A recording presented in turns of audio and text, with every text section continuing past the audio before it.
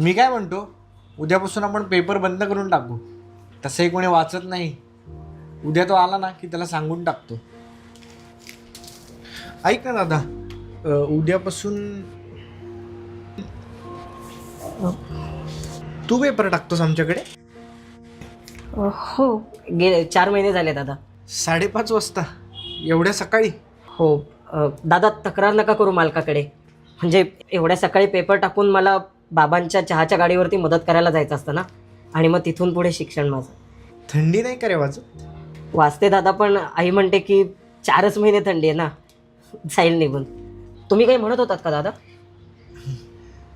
उद्यापासून काही नाही. उद्यापासून आलास ना की चहा घेऊन जातो. चालेल. चला येतो दादा. Good morning.